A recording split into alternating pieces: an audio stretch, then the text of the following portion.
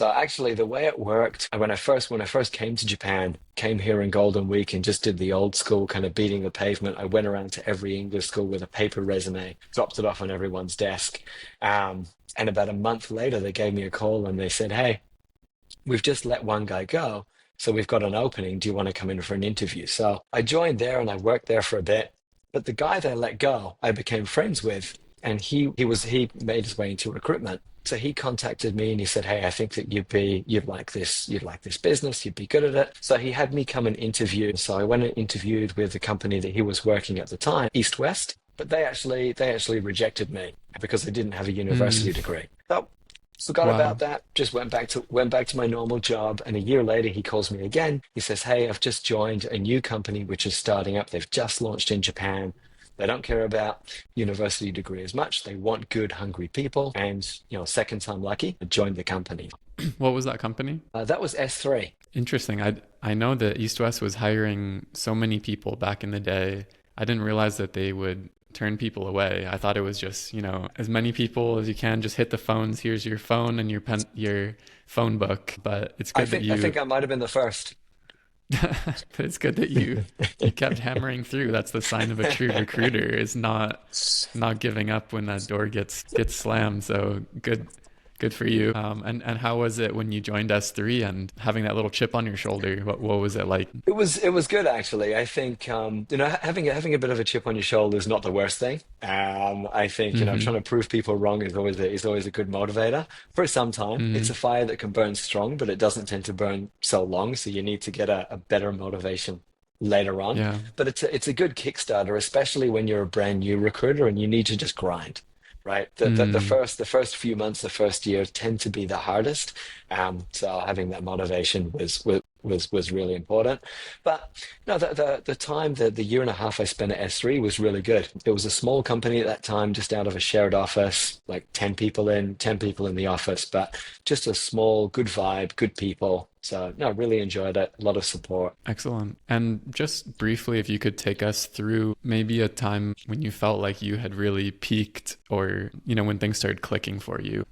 I think probably it'd be a case of once I started to realize that recruitment is a game of compound interest. Um, Mm. I think when you first start, nobody knows you. You don't have a name. You're just calling people all day, going, "Hey, please meet me. Please talk to me. Please do business with me. I'm nice. Hmm. Trust me." And it's 100% outbound, right? And then after some time, if you're doing it right and you're treating people with respect, then your phone starts calling, your inbox starts to fill up, and people say, "Hey, I want to do business with you again. Hey, I'd like to refer my friend." And once that started happening in terms of kind of on the client side, once I started getting almost as much inbound as I was getting outbound, that's when I really felt like, okay, things are clicking. I'm becoming known in the market. I'm doing well in my space. I'm kind of reaping the benefits of the efforts and the grind of the first 2, 3 years.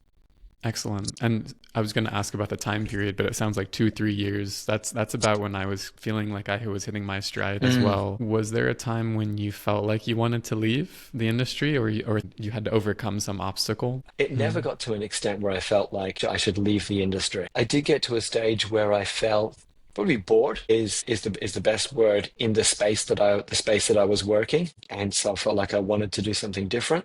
My boredom Hmm. was driving me to throw away those benefits of compound interest. But I spent a bit of time just taking a step back and then trying to work out what it is I wanted to do. And essentially through my non-recruitment circles, through my social circles, a lot of that are people in trail running and mountain running. A lot of them were working broadly in sustainability, in energy, in environment. I think those kind of topics tend to go hand in hand with people that spend a lot of time in nature. And so, just more from speaking with people in those circles, I was seeing a lot of friends who were either working in sustainability consulting, they'd left really consumer companies like Rakuten and they'd moved to more conscious brands like Patagonia. There was people who were engineers and geologists working on finding new oil and gas, and then they'd moved into renewable.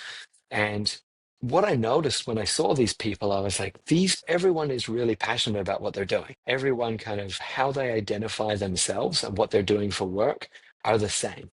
So they're not Mm, torn between these kind of two different sides of themselves. Nobody, when I was running with them in the mountains on Sunday, no one has this feeling of shit, tomorrow's Monday, I got to go to work. Like people were excited about what they were doing.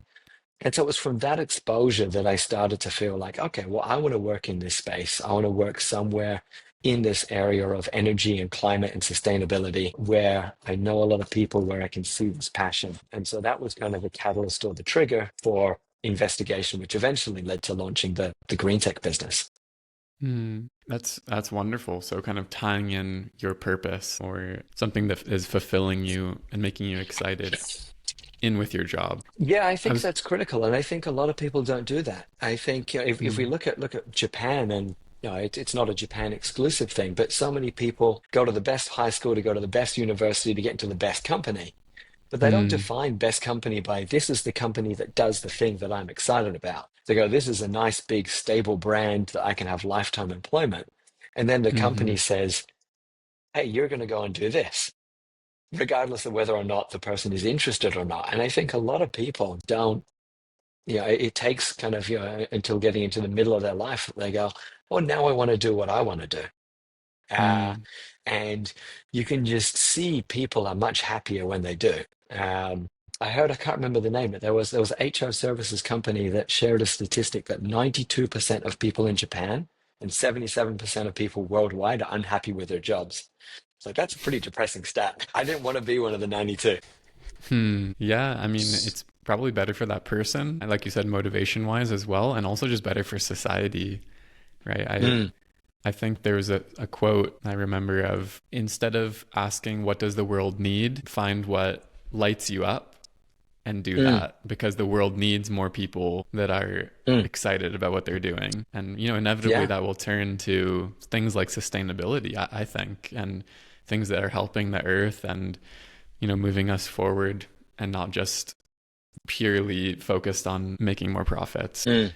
But it is a world of business as well, and that's what we need to survive. And I'm curious, business wise, how long did it take you? Because you said the compound interest, and you started from scratch. Taking this bold step to start from zero. But how long did it take you to kind of recoup that time investment?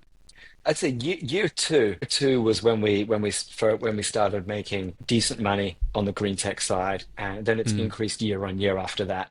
But the first year was definitely a learning experience. How so? So basically, essentially, we started from zero, right? So, I had about 7 years of recruitment experience by that stage. I had one researcher overseas who'd been working with me for a few years, and a completely fresh new guy who'd never recruited in his life. We had no candidates, we had no clients, no one in the market knew us. I think because this was something that I started because I was excited about, I just got excited about everything.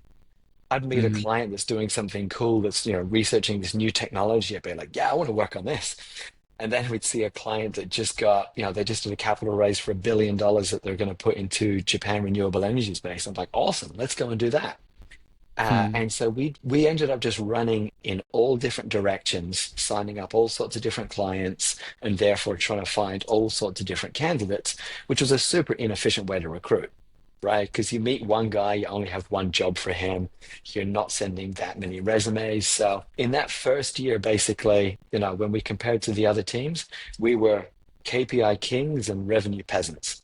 Um, Hmm. we were meeting more people, signing more clients, getting more interviews for less deals. It was pretty Hmm. brutal. It really took just like after that first year to go, this is not sustainable as a business. Let's have a look. Let's prioritize. Let's cut the things that aren't gonna, cut kind of these wild goose chases that we're running on, and be more strategic.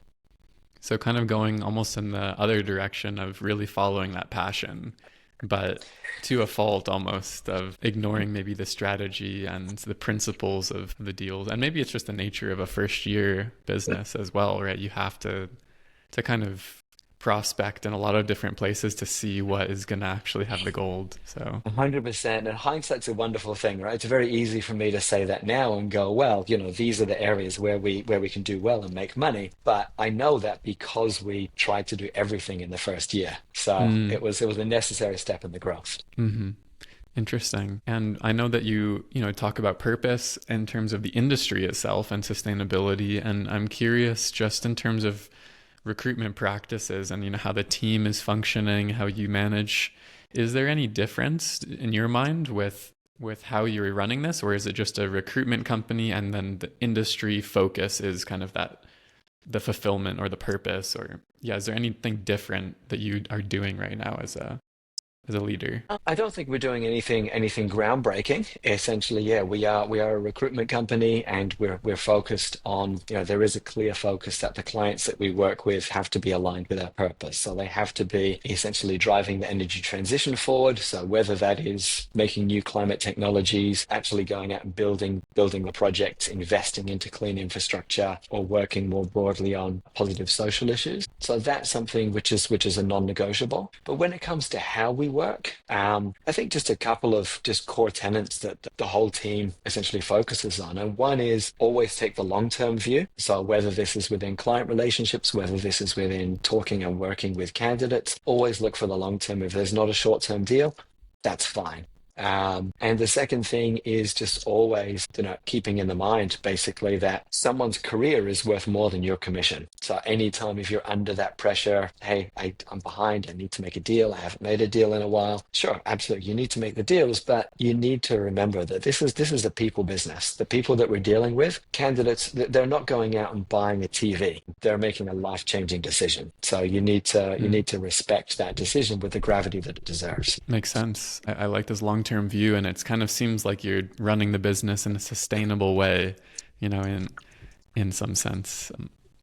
And I guess going into yourself personally, and I'm curious about the t-shirt and also kind of your drive and your motivation. You mentioned trail running as well, but could you tell me a little bit about the shirt? The shirt is simple. I found this in an outdoor store, and I was just like, "That's the truth, man!" Like for anything, whether Yeah. whether you're recruiting or whether you're out in sports. So yeah, my hobby is say trail running or ultra marathons. And trust me, if you've been running through the mountains for 24 hours, your cup noodles are amazing. Wow. I mean, how long is an ultra marathon? Oh, pretty much anything above 50 kilometers, but Okay. like it just goes on and on. Wow, So that's there was a insane. dude in Australia last year. Just he ran across Australia from the left to right. I don't know how many miles that is, but it's a big continent. Yeah, and there's nothing really in the middle of it, right? No, There's not much. It's just desert. weeks of orange. Yeah. So what does the hobby, how does trail running kind of help you, I guess, and how do you implement it? Do you have it just in your schedule and you're going to go out and you're going to have a run every week and then this helps you kind of clear your head, or is it, what is your approach to it? It started off just it's something that I enjoy doing. It's just something relaxing and kind of centering. Like yourself, I moved out of Tokyo and I moved down to the beach, Mm, which just makes things way easier. The beach is a minute away, and the closest trailhead is 2 minutes away. So that's just the standard first thing in the morning is just a quick trail run with my dog up in the mountains. So that's just something short to kind of kickstart the day. But then more on the competitive side, yeah, this is doing longer events. So, it started with 50, 50 became 80, became 100K, became 100 mile. And so this year, so now I'm training for one which is going to be basically covering the top 10 highest mountains in Japan in one swoop. So that's 380 kilometers, three and a half Everest summits of elevation. So that's the current training. how long is that going to take? That should take 6, 7 days. And you camp along the way, or Yeah, yeah. So there's I'll have huts? I'll have an ultralight tent in the backpack, and yeah, when I'm destroyed, pull that out for a few hours and get a bit of kit. What about food? So food, yeah, I'll probably keep like about 2 days worth of food in the pack. According to the rules, I can stop at mountain huts and eat food there along the way, which helps. Hmm. And then it is an organized, not a race, but an organized event. So at three stops along the way, then they do have places where essentially I can have a drop bag with other, so I can change my food and close out. You're insane, is all I can think. Like, I mean, Why do this to yourself? Why? It started off as fun, but then it just became a challenge. I think this is it's like a lot of sports. You can really get very introspective and you really learn about yourself. You really learn about what you're made of. Mm, Um, because if you're out there in the mountains for 12, 24 hours, days, guaranteed it doesn't matter how positive you are, it doesn't matter how much of a happy person you are, you're going to hit a stage where you go, what the fuck am I doing? Like you look and you mm, go, hey, like previous Andy, you're an idiot, why did you sign up for this? And you want to quit and you make up all the excuses, and you will make up excuses, you'll make up reasons to quit. Your mind will make up injuries and tell you, hey man, your knee's not feeling so good right now, and it just compounds up, and it's basically it's you versus you. It's how can you push yourself through, because nothing lasts forever. You're going through that negative period, that struggle, and if you push through, you will get to a better place on the other side. And I just found that essentially, 24 hours running in the mountains can sound like a long time to be doing that, but 24 hours to really just combine all of those life lessons is pretty short, because you can apply that to anything. mm. Recruitment, certainly. Can you tell us about how you apply that to recruitment? It just puts your problems in perspective. When things are not working out, when you're struggling, it just makes it easier to step back and go, okay, it's not the end of the world. Kind of disconnect Mm, yourself, deal with it in a non-emotional, calm manner. And mm. it gives you also that kind of that faith and that knowledge that, hey, if you're going through a tough time, if things aren't clicking, that's also not gonna last forever. I think most recruiters will admit that can be a high pressure, it can be a stressful job at times, and I think it's been a super useful way to deal with that. Wow. Yeah, it's incredible. I mean, I've talked to David Sweet. I don't know if you know him, but Hmm. also an avid runner. Um, and I think there's something to this. Like maybe masochism just runs in the blood of the industry. But there's yeah, something about getting rejected constantly, and then kind of training yourself to deal with that adversity. Maybe it's addicting to people, but yeah, kudos to yourself. And you make, I feel inspired now to try to do something difficult. I don't know if I'll ever do something like this, but yeah, it's very cool. Thank you for sharing that. Yeah, no um worries. and then I guess just pivoting a little bit to what you're trying to build right now with Titan Green Tech. Could you tell us about the vision a little bit? Yeah, absolutely. So, yeah, Titan Green Tech, as I mentioned, it started, has been, basically focused on doing recruitment and executive search broadly across the clean energy transition. Where we've shifted now is looking more so into, okay, how can we add more value to our clients across the business? And where we found this to be more possible, or kind of interesting, has been essentially in the people that we deal with. Compared to my previous industry in healthcare, which is huge multinational companies where you're often dealing with HR, talent acquisition, as well as the decision makers, here we're quite often dealing with the founders of startups, with investment directors of big funds, with the decision makers. So our conversations are much broader and wider ranging than just, hey, I need this person to fill this job. So we end up finding other spaces and other introductions, other links that we can make. For example, we've introduced investors to local developers, and then these developers are now developing large scale solar farms on behalf of these guys. Mm, Connecting, Japanese companies that are looking abroad for overseas partners, for example, with hydrogen, and giving them connected to partners in Australia. So this kind of stuff essentially, it's a very similar business. It's still connecting party A to party B, but leveraging those connections essentially is where we're seeing the next stage, which for me is quite wow. fun. So it's not just introducing people to join companies, but it's also in a way kind of consulting, or I guess just making introductions to, make that connection. And I guess at this point, are you going to be still looking for recruiters to build up as recruitment consultants, or are you looking for people that are from the industries themselves, or who are you going to be looking for moving forward? Bit of both. So yeah, absolutely. There's certainly still room to grow on the recruitment side. We're a team of 8 people at the moment. There's certainly more space to build that out.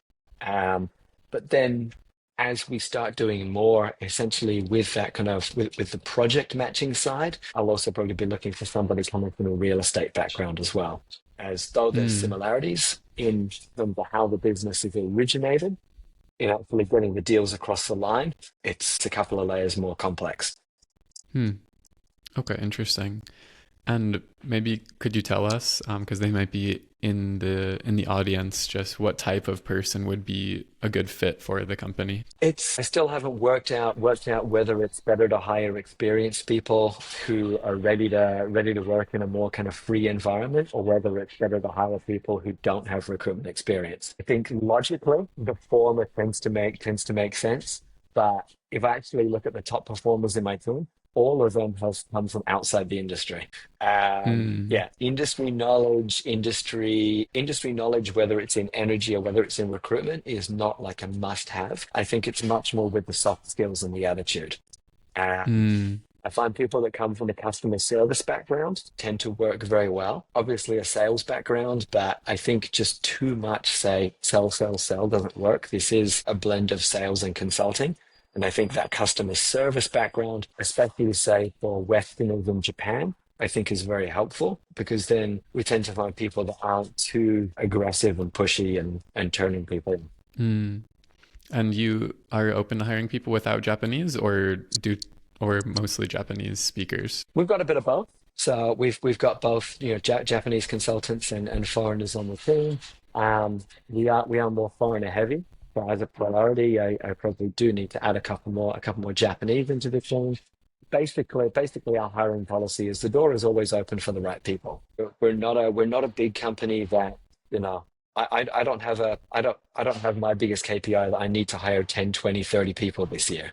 I can Hmm. hire good people when they come across. Excellent. Nice. Thank you for sharing that. And I guess also just thinking about these maybe young recruiters or even people outside of the industry that are thinking about joining. In your view, if you had some tips or some kind of advice to share with them, what would you say Mm. is helpful to really be a success in this industry?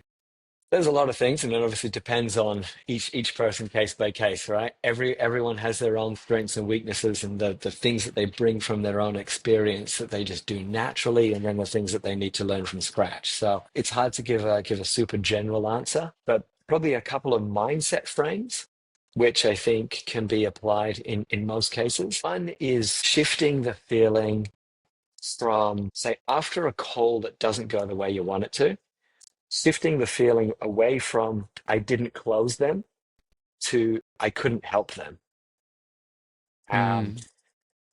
I think that then the consultant will have a look and they'll go, okay, the call wasn't so bad. It's just what I have and what this person is looking for and what they do, it doesn't match. And that's okay. We jumped on a call, we had the conversation, we exchanged information. Nobody's forced to do something that they don't want to do. I'm not making promises that I'm not actually going to keep. Um, Mm. and I'm not trying to make a square peg fit in a round hole. Whereas if you're going in with that mindset of I need to close them, then that's what you're going to do. You're going to try and ram that square peg into a round hole, and it's going to be stressful, and it's going to piss off candidates. It's going to piss off clients. So I think that mindset frame is one, and the second one. I think it doesn't matter whether you're talking to a client or a candidate or your manager, is I don't care what you said, it's what they said that matters. And this is quite often you see, so for example, the manager asks, hey, what's happening with that deal? And the consultant's like, well, I was talking to the candidate and I told them this and I said that and I let them know they need to do this.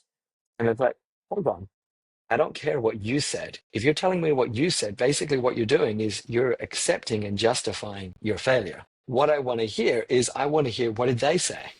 Are they interested? Are Mm. they keen? What are their concerns? What are their stresses? Because now we're looking at solutions. Mm. So, and I think that applies when we're giving information to candidates about what the client thinks about them or about what the offer is going to be, or vice versa, when we're speaking to clients about the candidate's temperature and how likely they are to accept or their interest in the company. Mm. So instead of telling the client, hey, this is what I told them, XYZ, your company's so great, it's more about this is what the candidate has brought to me.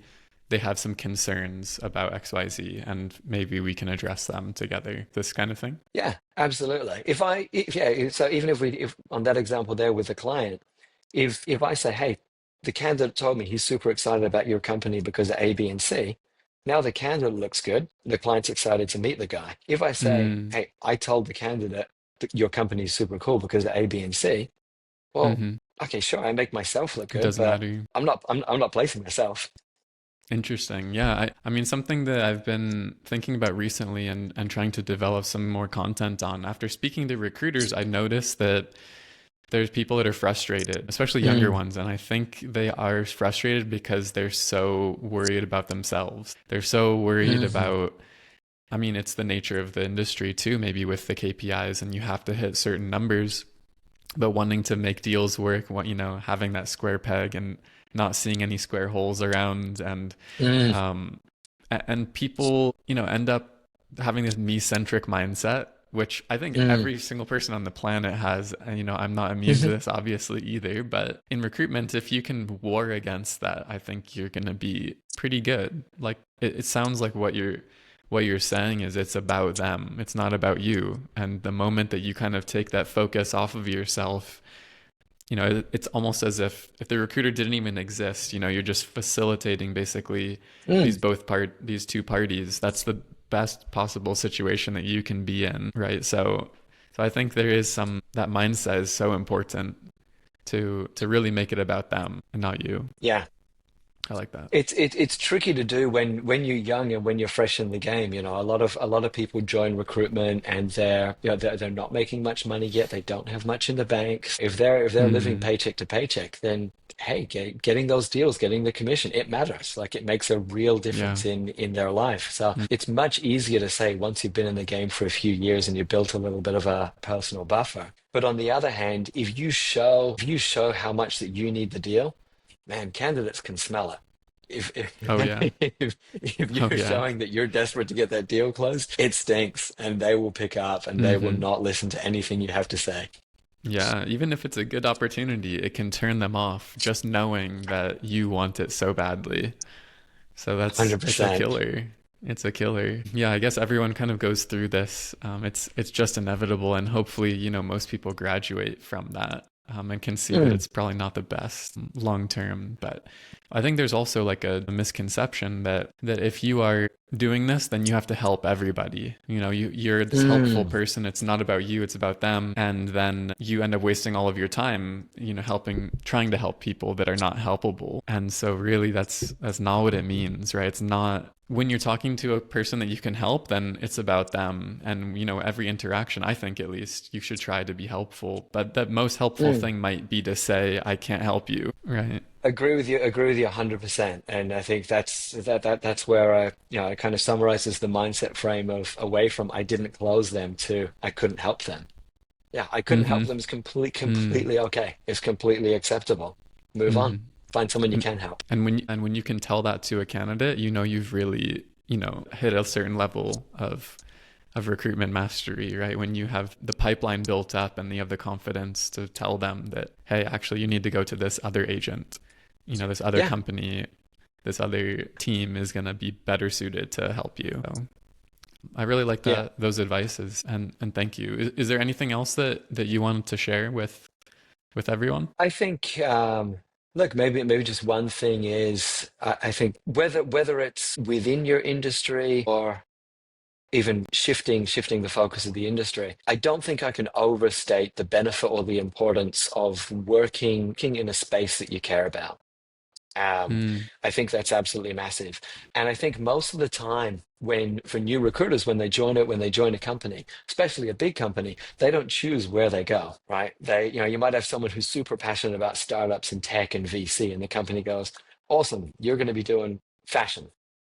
Or healthcare, because that's the desk that the company needs to fill. I think that probably happens to 90% of recruiters. You speak to more mm, recruiters than me, so um, not sure where you see the numbers. I think that if you're working for clients that you really believe in, it's more fun. Your pitches become better. Your motivation to work is better. And even if you are within a space that have some interest in, working for clients that you don't click with, it's not going to work in the long term.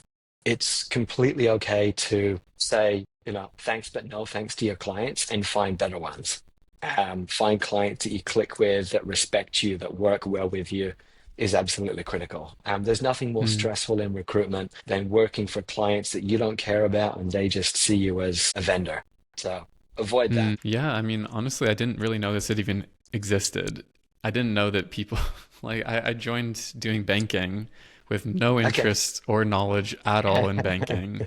Did not care, still do I care even less now about banking or like Mhm. actively despise it, after being in the industry. So I can't say I've had this experience, of really working and feeling passionate about it. I still stuck with it for 5 years, and maybe that was a core reason of why I did leave. There's people, that I could connect with because everyone's just a person at the end of the day. Mm, But yeah, as an industry, it never really spoke to me, and I didn't feel like it mattered when I joined. I felt like what mattered was where am I going to be successful? Like where am I going to make money?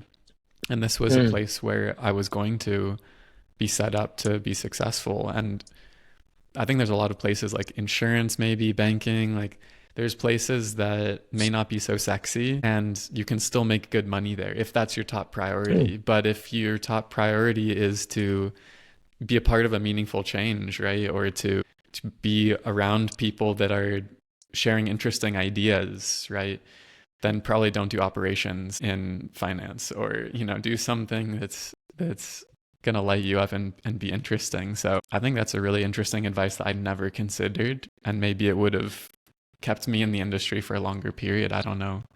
Thank you for that. I guess you were doing what was the industry that you started off in? So I started off in healthcare, and healthcare was an industry that I knew nothing about when I started. I was one of those people that's just like, I don't need to go to a doctor. I never get sick. Mm-hmm. I'll run it off. I'll fix it by myself. And then Mm-hmm. started doing health. I learned to enjoy healthcare through working in it. Because I learned, I met a bunch of cool candidates, working with clients that are coming up with really innovative therapies, and you're working with a lot of the candidates really care about what they do, and they really care about human health and Mm-hmm. fixing problems. So I learned to enjoy healthcare through the business, actually. So maybe a bit of a different experience than you had with banking, where it just you never found that passion or that drive. But even though I learned to enjoy and certainly learned to respect healthcare, it wasn't like the most driving or exciting thing that really kind of resonated with me. Yes, that's kind of maybe what led to that crossroads. Like you were saying, you were Mm. getting bored, right? And then chasing that kind of fulfillment and finding that purpose. Yeah, it's a great story, and I'm glad that you found this place where you make this difference. So I think more so than anything with banking, just the last thing I'll say is really the people were so upset all the time about their own jobs, and a lot often the people that were so upset we could not help them, right? It was the people who were Mm. happy with their jobs were the ones that we could help because they were the ones that are the top performers that probably wouldn't be leaving their company, but they were Hmm. doing well. And I just kind of expected this would be the same in every industry, but it sounds like after talking to people, there's plenty of people that are helpable, that enjoy their jobs and vice versa. So yeah, I think that talking to people who are just disillusioned with their own industry and their own job constantly all the time is pretty draining. So to be somewhere in like healthcare where people are passionate or even green tech where Mm. people are passionate, it must be a whole different kind of energy just from what I imagine. That's a really interesting point. It kind of, I think one of the big differences I noticed when I switched from healthcare to green tech, I think, was the growth trajectory of the industry and therefore the acceptable transferable skills.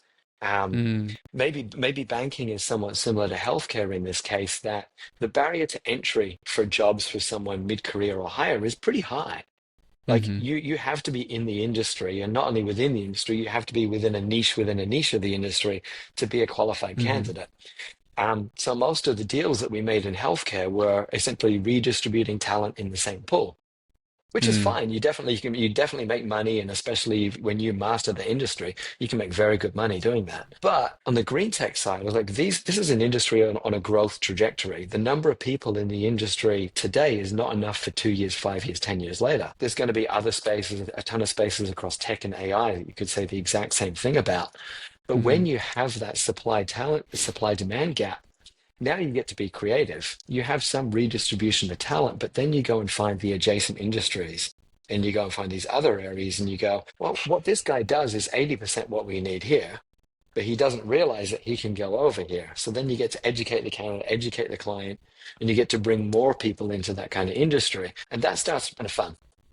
That's, yeah, it's fascinating and it's really adding value and being consultative, right? Instead of, on the other end, although you can make money because you have that niche, also it's easy for you to get replaced by internal TA teams, right? They already know the whole industry because they have it mapped out also, right? Or, as an industry also, banking, I think, is slowly hiring less and less people. So, Hmm. um, yeah, it sounds like it would be really interesting to work in this space, and how you're approaching it is, yeah, really is fascinating. So thank you for all of this. Is there anything else that we didn't cover that you wanted to mention? No, I think that pretty much covers it. And yeah, appreciate the chat that we had a while ago, and appreciate you inviting me to jump on the podcast. Likewise, sir. Nice to speak with you again, and we'll touch base soon. Absolutely. Enjoy the sunshine in All right. Hawaii, man. Thank you. Thank you.